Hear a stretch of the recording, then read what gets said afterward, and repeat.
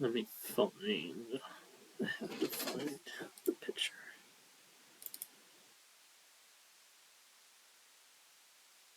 I apparently didn't save the picture.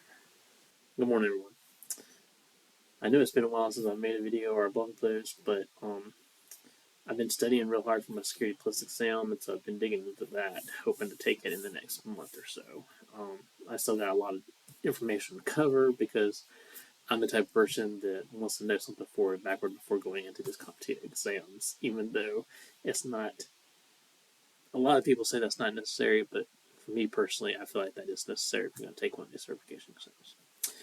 But anyway, I work at a technology company where a lot of people have technology experience, mostly programming and engineering type experience. But to me personally, the concept of DNS is something that is a basic piece of information that you should know if you're going to be in technology, regardless of what you're doing.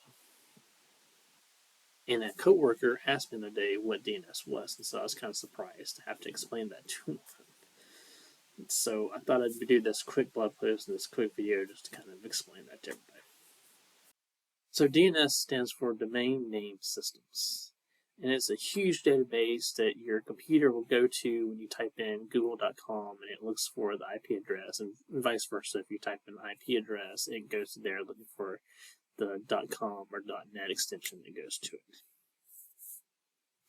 A lot of people we talk to, we refer to this as to kind of like a giant phone book or library that you're having to go through to find this information. So let's say, for example, you were to type in google.com. And so DNS will translate that google.com into whatever IP address it is. I don't know off the top of my head which one's the name. You know what? Let me draw it out for you to make it easier to explain. So, for example, you're sitting at your computer here, and you type into the web address something like google.com or networkbo.com or networkbo.net. Shameless self-plug there. Anyway, your computer doesn't know what the IP address is for that information. So it's going to query.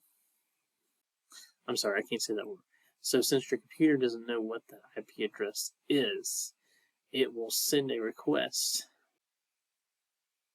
It will send a request to the nearest recursor DNS server, which is usually provided by your ISP. And this is a database of recently used DNS names and IP addresses.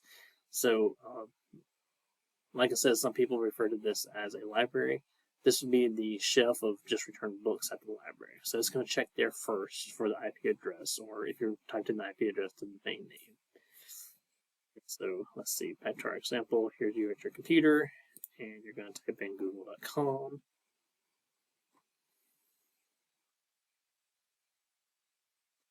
And it's going to go first to the recursive IP address, which is usually at your local ISP.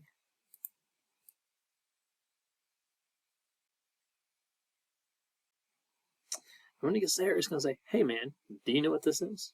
And if they do, they're going to return it. If they don't, then they're going to send your IP address to the root domain server.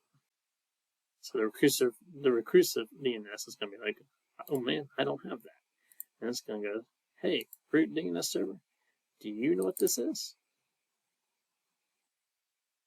And the root domain server, the root level domain server to be more correct there, is going to look at your www.google.com or networkbo.com, and it's going to say, hey, this .com or this .net, I'm not sure, but I'm going to send you to this server that's related to the .net, .org, .com, whatever the root level domain address it's looking for is.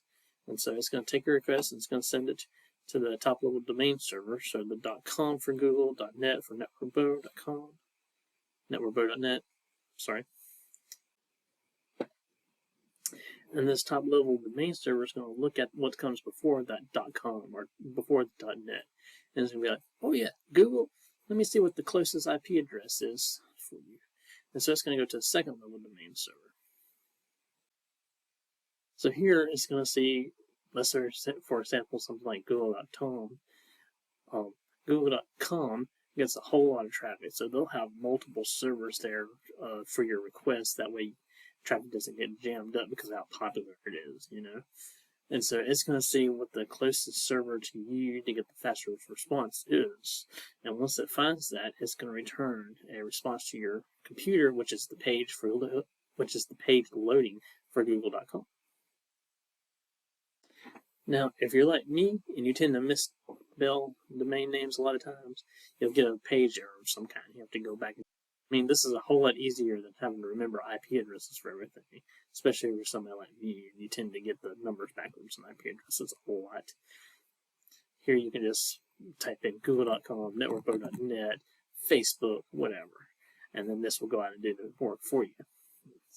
Step by step, getting more driven down. And then once you have your actual domain you're looking for, it's going to stay in this DNS recursor closer to your IP for anywhere from a few seconds to even a couple of weeks, depending on your recursive server. There's no standard along there.